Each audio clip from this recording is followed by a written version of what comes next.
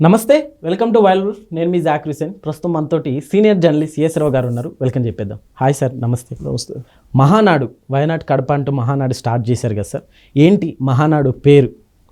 So Mahanadu అనేటువంటి పేరు ఎందుకు వచ్చింది అని చెప్పి అనుకో, చాలామందికి బహుశా గుర్తుండకపోవచ్చు, చాలామందికి తెలుగుదేశం పార్టీతో ఉన్నటువంటి వాళ్ళకి గుర్తుంటుంది. సహజంగా ఇప్పుడున్న జనరేషన్కి అసలు మహానాడు పేరు ఎందుకు పెట్టారని చెప్పి అనుకుంటారు. ఎస్ సార్, అవును. జనరల్గా ఏ పార్టీ అయినా సరే ప్లేనరీలు పెట్టుకుంటుంది, 2 days ప్లేనరీలు పెట్టుకుంటుంది. ఆ ప్లేనరీలో ఒక దిశా నిర్దేశం చేస్తూ క్యాడర్కి కొన్ని తీర్మానాలు చేస్తారు. ఇది జనరల్గా ఏ పార్టీ అయినా చేసేది. కానీ తెలుగుదేశం పార్టీ 3 రోజుల పాటు జరుపుతూ ఉంటుంది మహానాడిని. ఎందుకు ఏంటి అని అంటే, అసలు యాక్చువల్గా పార్టీ ఆవిర్భావ దినోత్సవాన్ని పెట్టుకుంటారు ప్లేనరీ కింద, ఏ పార్టీ రాజకీయ పార్టీ అయినా. కానీ తెలుగుదేశం పార్టీ 82 మార్చి 29వ తారీఖున ఆవిర్భావం జరిగింది. 83లో అధికారంలోకి వచ్చింది. అధికారంలోకి వచ్చిన తర్వాత ఎన్టీ రామారావు గారు ఆయన పుట్టినరోజు మే 28. ఆయన పుట్టినరోజునే ఒక మంచి రోజుగా, మహా అంటే గొప్ప, నాడు అంటే రోజు అని, ఓకే, అర్థమైంది. గొప్ప రోజుగా ఆయన పుట్టినరోజునే మహానాడుగా పెట్టుకొని ఆయన ఈ మహానాడు అని పేరు పెట్టారు. ఆయన పుట్టినరోజు నాడే ఈ పార్టీ మహానాడు కార్యక్రమాన్ని పెట్టారు. ఆ రోజున దిశానిర్దేశం చేయటం అనమాట. మిగతా పార్టీలకి ఇలా ఉండదు. మిగతా పార్టీలు ఏంటి, పార్టీ ఆవిర్భావ దినోత్సవం, ఇప్పుడు జనసేన ఉంది, ఆ పార్టీ ఆవిర్భావం రోజునే ఆవిర్భావ దినోత్సవం జరుపుకుంటుంది, అదే ప్లేనరీ. కానీ తెలుగుదేశం పార్టీ అట్ట కాదు. పార్టీ ఆవిర్భావం వేరు, మహానాడు వేరు. సో మహానాడు అనేది ఒక 3 రోజుల పాటు జరుపుకునేటువంటి ఒక పెద్ద కార్యక్రమం. దాంట్లో తెలుగు సంస్కృతి సాంప్రదాయాలు బాగా ఉట్టిపడుతూ ఉంటాయి. మహానాడు అనగానే అదేదో ఒక పార్టీ కార్యక్రమం లాగా ఫీల్ గారు చాలామంది. తెలుగు వాళ్ళ పండుగ అనేటువంటి ఫీలింగ్ కలుగుతూ ఉంటుంది ఆ వాయిస్లోనే, ఆ వర్డింగ్లోనే. మిగతా ఏంటంటే, ఇప్పుడు వైఎస్ఆర్ కాంగ్రెస్ పార్టీ ఉంది, వైఎస్ఆర్ కాంగ్రెస్ పార్టీ ప్లేనరీ అంటారు. లేదా టీఆర్ఎస్ ఉంది, టీఆర్ఎస్ పార్టీ ప్లేనరీ అంటారు. అంతే కదా. ఏ రాజకీయ పార్టీ, బీజేపీ ఉంది, బీజేపీ ప్లేనరీ అంటారు. ఒక తెలుగుదేశం పార్టీకి మాత్రమే విశిష్టత అది మహానాడు, తెలుగు వాళ్ళ పండుగ అని చెప్పి అనుకుంటారు. ఆ రోజున అప్పట్లో రామారావు గారు ఉన్నప్పుడు తెలుగు ఆ 3 రోజుల పాటు అసలు తెలుగు వాళ్ళ యొక్క సంస్కృతి సాంప్రదాయాలు మొత్తం కంప్లీట్గా 100కు 100% ఆ వేదిక మీద ఆ ప్రాంగణంలో కనిపించాయి కంప్లీట్గా. అప్పట్లో ఆయన ఎద్దుల బండి పైన రావటం, కోడిదోళ్ళలో ఉంటాయి, ఆయన పర్ణశాలలో ఉంటాం, ఇవన్నీ ఉండేవి అప్పట్లో తొలి రోజుల్లో, ఆయన తొలి ప్లేనరీ పెట్టినప్పుడు. సో ఆ తర్వాత సరే మారుతూ వచ్చింది. ఆయన తదనంతరం పరిణామాలు మారిపోయినాయి, అన్నీ మారిపోయినాయి. కొన్ని సందర్భాల్లో మహానాడు కూడా నిర్వహించాల, కరోనా సమయంలో కానీ, అంతకుముందు సంక్షోభంలో, నాదెండ్ల భాస్కరరావు సంక్షోభంలో కానీ, ఇట్లా 4-5 సార్లు స్కిప్ అవుతూ వచ్చింది.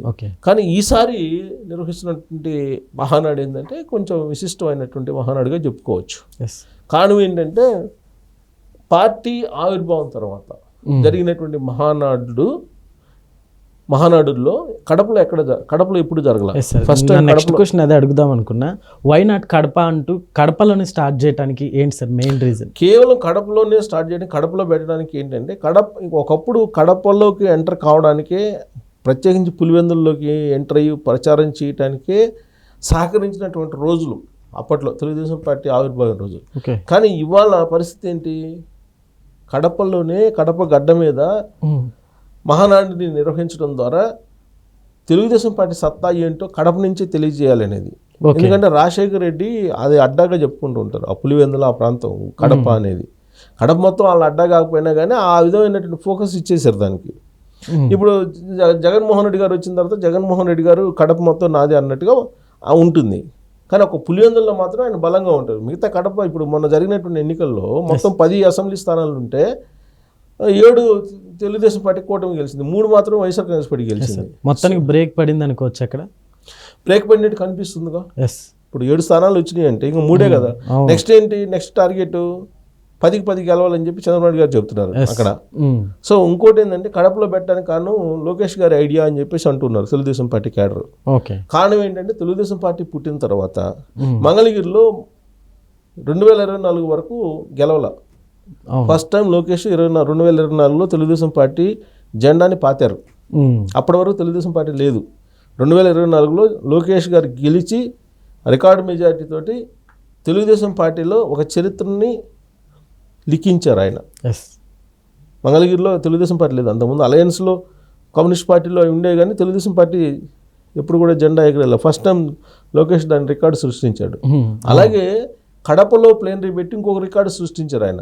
ప్లేనరీ పెట్టారు, కడపలో ప్లేనరీ పెట్టారంటే ఆ జిల్లా మీద పట్టు సాధించేదానికి శంఖారావం పూరించారని చెప్పి అనుకోవచ్చు. అక్కడ పెట్టినటువంటి కొన్ని తీర్మానాలను కనుక గమనిస్తే నిజంగానే రాబోయేటువంటి రోజుల్లో తెలుగుదేశం పార్టీ కడప నుంచే ఒక పెద్ద విజయోత్సవాలని నిర్వహించుకుంటుందేమో మళ్ళీ తిరిగి అని చెప్పి అనిపిస్తుంది. ఇప్పుడు 64% స్ట్రైక్ రేట్ ఉంది. ఆ స్ట్రైక్ రేట్ని మరింత పెంచుకోవాలని ప్రయత్నం చేస్తుంది.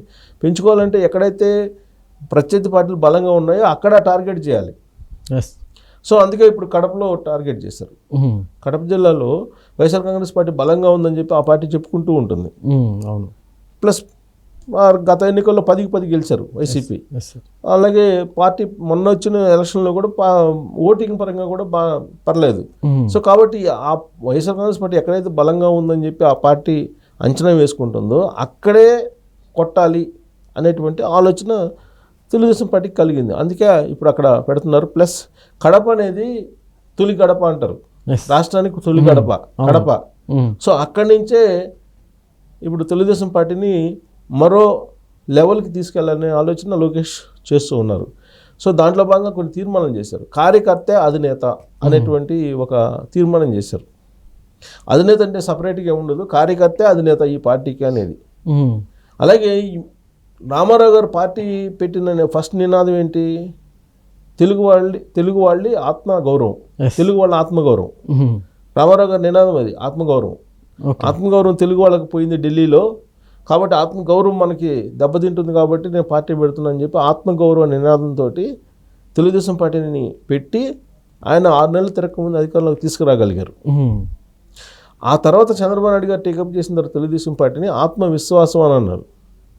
ఆత్మవిశ్వాసం, ఆత్మగౌరవంతో పాటు ఆత్మవిశ్వాసం ఉండాలని చెప్పి ఆయన లోక్సభలో చంద్రబాబు నాయుడు గారు పార్టీ టేకప్ చేసిన తర్వాతనే లోక్సభలో నీకు ప్రధాన ప్రతిపక్షంగా ఉంది తెలుగుదేశం పార్టీ.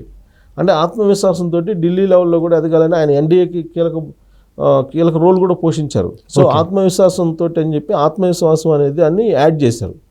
ఇప్పుడు లోకేష్ గారు వచ్చిన తర్వాత ఏంటి? లోకేష్ గారు నినాదం ఏంటి? కార్యకర్త అధినేత అంటున్నాడు. అంటే పార్టీ రూపాంతరం చెందుతుంది, కొత్త రక్తం రావాలి, యూత్ రావాలి, యూత్కి సీనియర్స్కి మధ్య సమన్వయం ఉండాలి, ఒకరికొకరు గౌరవించుకునే సంస్కృతి ఉండాలి, జూనియర్స్ని సీనియర్స్ని అందరినీ గౌరవించేటువంటి పార్టీ తెలుగుదేశం పార్టీ. దీంతోపాటు సంక్షేమ పథకాలకి అసలు ఆజ్యం పోసింది, సంక్షేమ పథకాలకి బీజం వేసింది తెలుగుదేశం పార్టీ. కిలో 2 రూపాయల బియ్యం, అక్కడి నుంచే మొత్తం జనతా వస్త్రాలు ఇవన్నీ వచ్చినాయి. అప్పుడు జనతా వస్త్రాలు కిలో 2 రూపాయల బియ్యం, 50 పైసలకు హార్స్ పవర్ విద్యుత్తు, ఇవన్నీ కూడా సంక్షేమ పథకాలు అనేవి రామారావు గారి దగ్గర నుంచే ప్రారంభమయ్యాయి. సో ఇప్పుడు వాటిని కంటిన్యూ చేస్తూ అన్నదాత సుఖీభవ, స్త్రీ శక్తి, వీటన్నిటిని మేము కంటిన్యూ చేస్తున్నాం, పెన్షన్లు ఇవ్వటం కానీ ఇవన్నీ కూడా అని చెప్పి ఆ తీర్మానాలు 5 కీలకమైన తీర్మానాలు చేశారు. అభివృద్ధి, సంక్షేమం, ఆత్మవిశ్వాసం, ఆత్మగౌరవం, కార్యకర్తే అధినేత, ఈ ఐదు ఈ నినాదాలతోటి పార్టీని ముందుకు తీసుకెళ్లాలి అనేటువంటి కాన్సెప్ట్ తోటి ఇప్పుడు లోకేష్ గారు ముందుకు వెళ్తున్నారు. ఆ మహానాడిని కడపలో పెట్టడమే ఓ పెద్ద విజయం, అక్కడ సక్సెస్ కావడమే ఒక పెద్ద విజయం. అయితే ఇప్పుడు మహానాడు సభ విజయవంతం అయినట్లేనే సార్? మహానాడు తొలి రోజు ఇవాళ 27, 28, 29 3 రోజులు పెడతారు. 3 రోజులు తొలి రోజు ఆల్రెడీ అధినేత ప్రసంగించాడు, దిశానిర్దేశం క్యాడర్కి చేశారు. రేపు కీలకమైన తీర్మానాలు, ఇవాళ పార్టీ అధ్యక్షుడికి సంబంధించినటువంటి నామినేషన్ పత్రాలు అవి వేస్తారు. రేపు కీలకమైన తీర్మానాలు ఉంటాయి. అసలు రోజు 28 రామారావు గారు పుట్టినరోజు 28 మే. సో ఆయన పుట్టినరోజునే మహానాడు. So 29 closing day. అత్యంత అద్భుతంగా సక్సెస్ అయిందని చెప్పి ఆల్రెడీ న్యూస్ వస్తుంది. కారణం ఏంటంటే అధికారంలో ఉన్నప్పుడు ఏ కార్యక్రమం పెట్టినా విజయవంతం అవుతుంది, దాంట్లో డౌట్ లేదు. కాకపోతే కడపలో పెట్టినటువంటి దానికి విజయవంతంగా అక్కడ నిర్వహించడం అనేది ఫస్ట్ స్టెప్ విజయానికి అని చెప్పి అనుకోవచ్చు. Okay sir, thank you.